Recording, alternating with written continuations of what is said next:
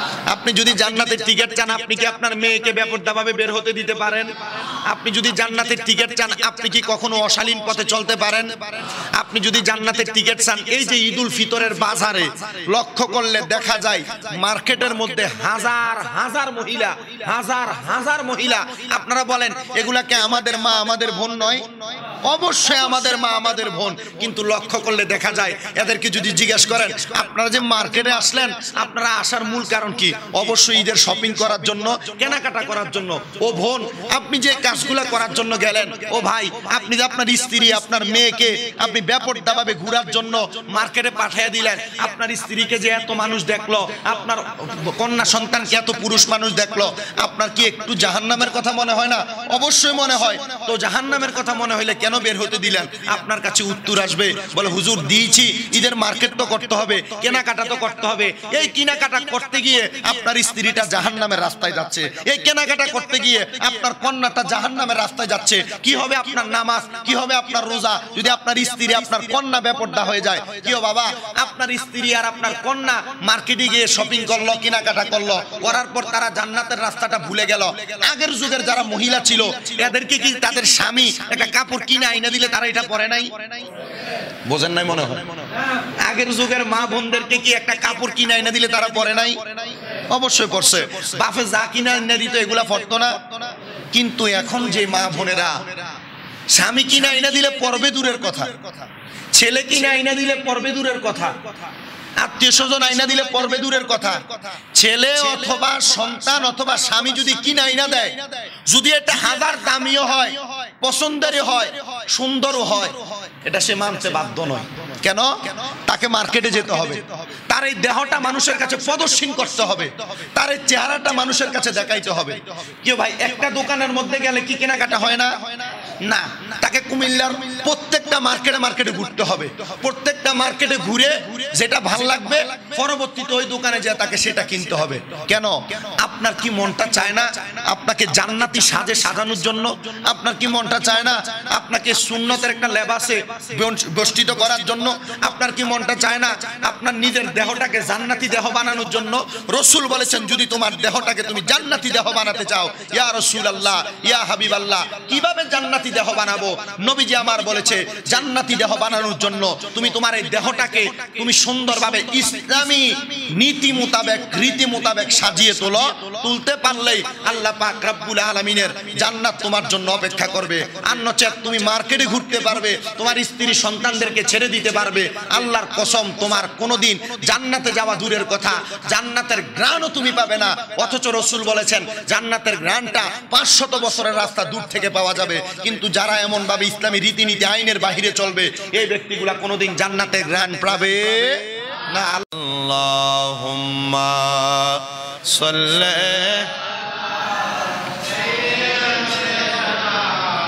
মাওলানা মুহাম্মদ ওয়া আলা আলি সাইয়্যিদিনা।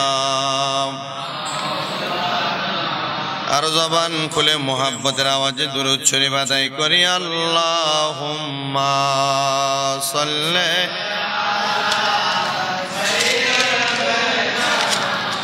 মাওলানা মুহাম্মদ ওয়া আলা আলি সাইয়্যিদিনা।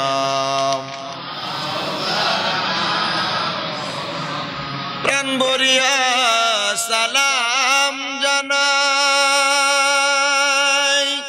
আমার নূরের নবীর দরবারে, আমাদের সালাম শুনেন নবীজি রওজা পাকে তাকিয়ে। আল্লাহুম্মা সাল্লি মাওলানা মুহাম্মদ ওয়া আলা আলি সাইয়্যিদিনা।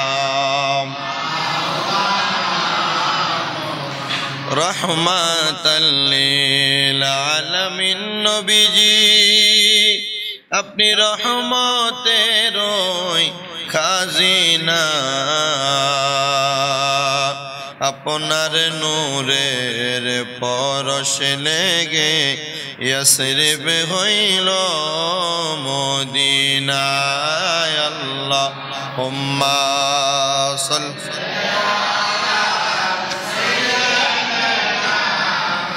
মাওলানা মুহাম্মদ ওয়া আলা আলি সাইয়্যিদিনা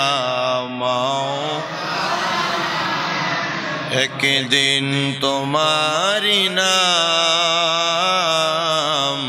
মসজিদে হবে এলান একদিন তোমারি নাম মসজিদে হবে এলান তৈরি থেকো তৈরি রেখো কবরের মাল সামান একদিন তোমারি নাম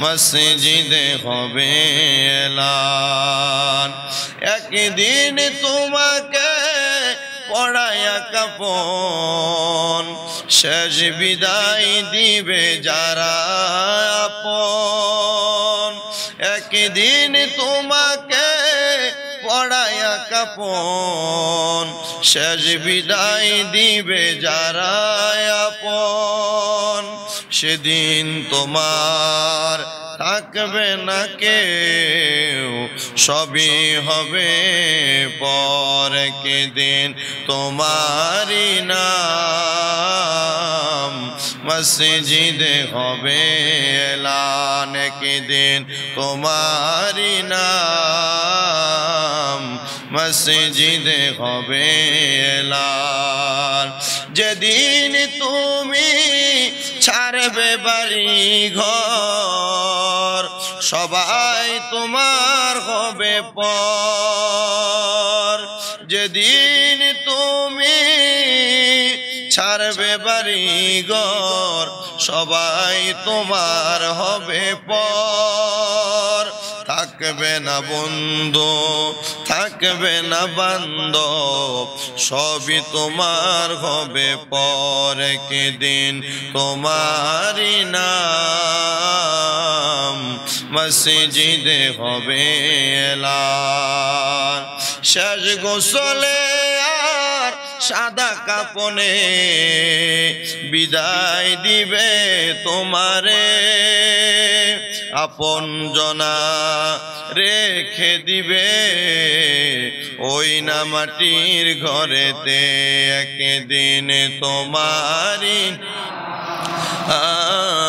মসজিদে হবে এলান আল্লাহুম্মা সাল্লি আলা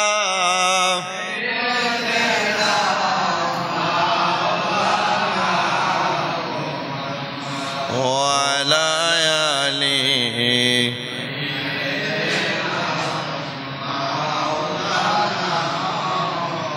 মুহাম্মদ লা ইলাহা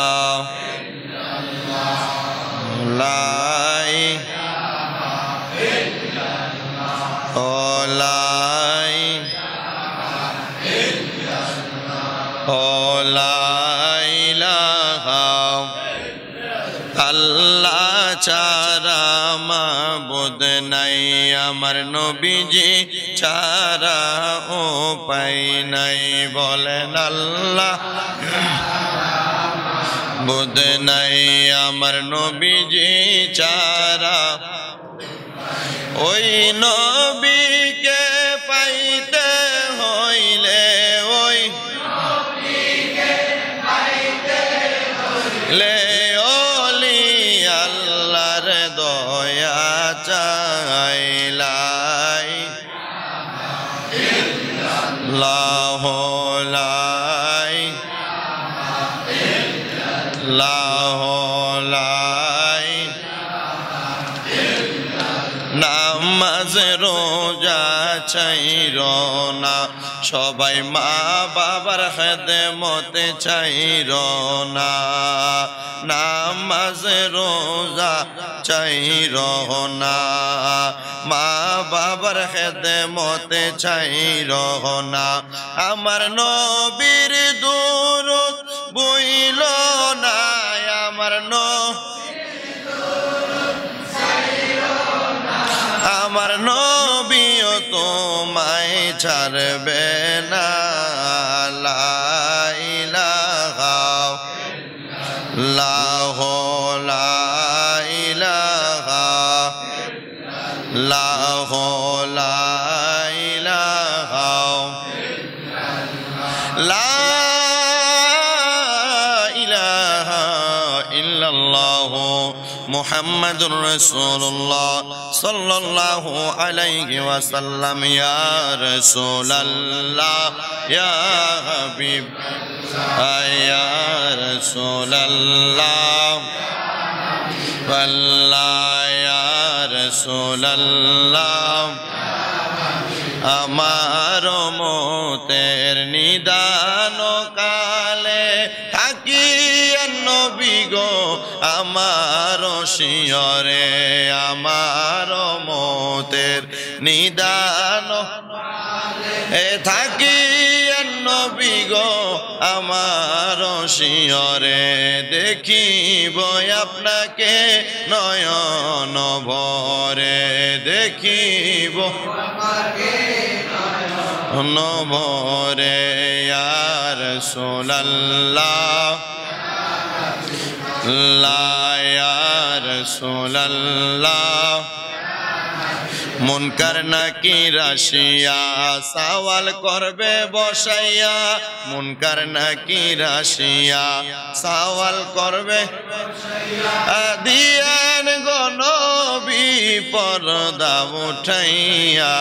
দেখিব আপনাকে নয়ন ভরিয়া, দেখি ভরিয়া। ইয়া রাসূলুল্লাহ বাল্লাহ ইয়া রাসূলুল্লাহ। অন্ধকার কবরে যখন দিবে আমারে, অন্ধকার কবরে যখন দিবে আসিয়া নবী গো আমার শিয়রে। দেখিব আপনারে নয়ন ভরে, দেখিব ভরে। ইয়া রাসূলুল্লাহ ইয়া রাসূলুল্লাহ।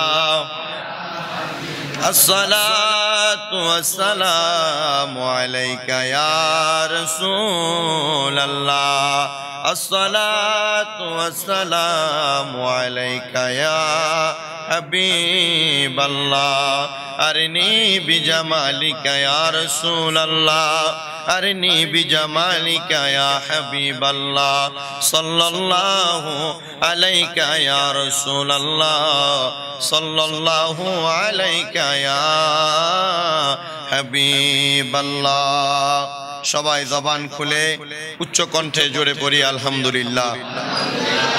মুআজ্জিজ সদরে মুহতারাম, দিগার দিনদার ইমানদার মুত্তাকিন মুসল্লিনে কেরাম, আজকে পবিত্র রমজানুল মুকাররম রমজানুল করিমের চতুর্থ জুমা। মহান আল্লাহ পাক রব্বুল আলামিন আমাদেরকে দয়া করে মায়া করে আল্লাহর ঘর মসজিদের মধ্যে হাজিরা দেওয়ার আসার বসার তৌফিক দান করেছেন। সবাই জবান খুলে মুহাব্বতের আওয়াজে জোরে পড়ি আলহামদুলিল্লাহ। উপস্থিত হাজিরিন, মহান আল্লাহ পাক রব্বুল আলামিন এই টাইমে অনেক মানুষকে আমাদের কুমিল্লা মেডিকেল বলেন, সদর হসপিটাল বলেন, বিভিন্ন হসপিটালের মধ্যে ভর্তি রেখেছেন। কিন্তু আল্লাহ পাক রব্বুল আলামিন আমরা বান্দাদেরকে অতি মায়া করে অতি মোহাব্বত করে আল্লাহর ঘর মসজিদের মধ্যে আসার ক্ষমতা দিয়েছেন।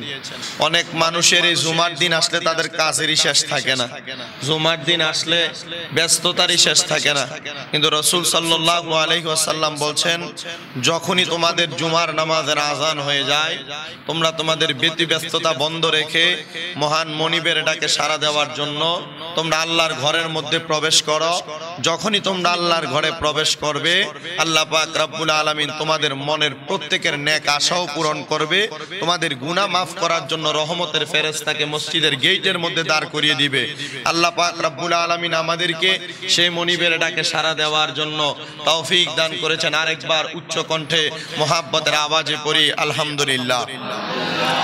উপস্থিত হাজিরিন, মাহে রমজানের চতুর্থ জুমা। এই জুমায় আমাদের সমাজ পরিবর্তনের লক্ষ্যে আমাদের নারী বলেন পুরুষ বলেন সবার ক্ষেত্রে ইসলাম কতটা মেনে চলা জরুরি এবং আমাদেরকে আকস্মিকভাবে অন্তর কাঁপানো কিছু কথা শোনার আমাকে বলার আল্লাহ যেন তৌফিক দান করে। জোরে পড়ি আল্লাহুম্মা আমিন। উপস্থিত হাজিরিন, আল্লাহ পাক রব্বুল আলামিনের আমরা সবাই বান্দা, এই কথা কি অস্বীকার করা যাবে? মোহাব্বতের আওয়াজে বলেন, অস্বীকার করা যাবে? আচ্ছা, আল্লাহর বান্দা যদি আল্লাহ পাক রব্বুল আলামিনের দয়া ছাড়া চলতে চায়, তার পক্ষে কি কোনোভাবে সম্ভব? অবশ্যই সম্ভব না। এজন্য আল্লাহর হাবিব সাল্লাল্লাহু আলাইহি সাল্লাম বলেন, হে দুনিয়ার মানুষ, তোমরা যদি আল্লাহ পাক রব্বুল আলামিনের দয়ার বাহিরে চলতে চাও, আমি আল্লাহ পাক রব্বুল আলামিন তোমাদেরকে চলার ক্ষমতা দিয়েছি, কিন্তু তোমাদের সেই ক্ষমতা নাই যে তোমরা আমি আল্লাহর চলার পথ থেকে কোনো দূরে গিয়ে তোমরা চলতে পারবে। সাহাবায়ে কেরাম আল্লাহর হাবিব সাল্লাল্লাহু আলাইহি সাল্লামের কাছে জানতে চাই, ইয়া রাসূলুল্লাহ, তাহলে বান্দাদের চলার মূল পাথে কি, বান্দাদের চলার মূল মাধ্যম কি? রাসূল সাল্লাল্লাহু আলাইহি ওয়াসাল্লাম শিক্ষা গ্রহণ করায় দিচ্ছেন, বান্দার চলার মূল পাথে হচ্ছে আল্লাহর কোরআন রাসূলের হাদিসকে অনুসরণ করে চলা। আপনারা বলেন, আমরা যদি আল্লাহর কোরআন রাসূলের হাদিসকে অনুসরণ করে চলি, আমরা কি কোনোদিন গুনার দিকে যাওয়ার মতো এমন কোন ব্যবস্থা আছে? জাহান্নামে যাওয়ার ব্যবস্থা আছে? না। কেননা এই বান্দা আল্লাহর কোরআন রাসূলের হাদিসকে অনুসরণ করেছে। আল্লাহর হাবিব বলেছেন, যেই ব্যক্তি কোরআন এবং হাদিসকে অনুসরণ করে দুনিয়াতে চলাফেরা করবে, আল্লাহ পাক ওই ব্যক্তি ইন্তেকাল করার পরে তাকে বলবে ফা দাখালাল জান্নাতা। এখন আমি জানতে চাই, আপনারা বলেন তো, যদি আমরা সবাই আল্লাহর কোরআন এবং রাসূলের হাদিস অনুসরণ করার কারণে আমরা জান্নাতে যেতে পারি, তাহলে আমরা নিজ ইচ্ছা করে কোরআন মানি না, হাদিস মানি না, না মানার কারণে আমরা জাহান্নামের রাস্তা নিয়ে নিচ্ছি। আবার এই জাহান্নামের রাস্তা নেওয়ার কারণেও আমাদের ভিতরের অহংকার, আমাদের ভিতরের পাকুলতা, আমাদের ভিতরের অপরিষ্কার যাচ্ছে না। হুজুর কেন যাচ্ছে না? এটার মূল কারণ হচ্ছে আমরা আল্লাহর কোরআন মানি না কথা সত্য, কোরআনের কথা শুনি না কথা সত্য, কিন্তু আমরা কোরআনকে ইজ্জত করি, কোরআনকে সম্মান করি। রাসূলের হাদিস মোতাবেক জীবন সাজাই আর না সাজাই, আমরা রাসূলের হাদিসকে সম্মান করি, রাসূলের হাদিসকে ইজ্জত করি। কিন্তু রাসূল বলেছেন, এমন ইজ্জত দ্বারা তুমি সামান্য পরিমাণ ফায়দা পাবে না। ইয়া রাসূলুল্লাহ, কেন এমন কথা বললেন? রাসূল সাল্লাল্লাহু আলাইহি সাল্লাম বলছেন, ফায়দা না পাওয়ার মূল কারণ হচ্ছে তোমরা কোনো খাবারকে তোমাদের সামনে নিলে, খাবারকে সামনে নেওয়ার পর ওই খাবার তুমি খেলে না, খাবার তুমি বক্ষণ করলে না, শুধু খাবারের দিকে তাকিয়ে রইলা। ইয়া আল্লাহর হাবিব, ও আপনার রাসূলের কাছে আমরা জানতে চাই, আমরা খাবার খাইলাম না, খাবারটা সামনে রেখে দিলাম। নবীজি বলেছেন, খাবার না খেয়ে খাবার সামনে রেখে দিলে যেমন ভাবে কোনো ব্যক্তির পেট ভরে না, আল্লাহর কোরআন, আল্লাহর রাসূলের হাদিস এগুলা মানলো না, শুধু ভালোবাসলো, ওই ব্যক্তিরও ক্ষুধার্ত ব্যক্তির মতো পেটের ক্ষুধা নিবারণ হবে না, শুধু মুহাব্বতে অন্তরে থাকবে। ইয়া রাসূলুল্লাহ, আপনার কাছে জানতে চাই, তাহলে আমাদের পেটের ক্ষুধা কিভাবে নিবারণ হয়? আল্লাহর হাবিব বলেন, একটা খাবারকে ভক্ষণ করলে যেমন ভাবে তার পেটের ক্ষুধা নিবারণ হয়ে যায়, একজন কোরআন এবং হাদিসের প্রেমিক, আল্লাহর কোরআন এবং রাসূলের হাদিসকে ভালোবেসে সে যদি আল্লাহর কোরআন এবং রাসূলের হাদিস মোতাবেক তার জীবনটাকে সাজায়, সেই ব্যক্তি দুনিয়াতেই জান্নাতের টিকিট পেয়ে যায়। সুবহানাল্লাহ, জোরে পড়বেন না? তাহলে আমরা সবাই জান্নাতের টিকিট চাই কি চাই না? জোরে বলেন না, চাই কি চাই না? এখন আমি যদি বলি, হুজুর অবশ্যই জান্নাতের টিকিট চাই, তাহলে জান্নাতের টিকিট যদি চান, আপনি কি আপনার স্ত্রীকে বেপরদাভাবে বের হতে দিতে পারেন?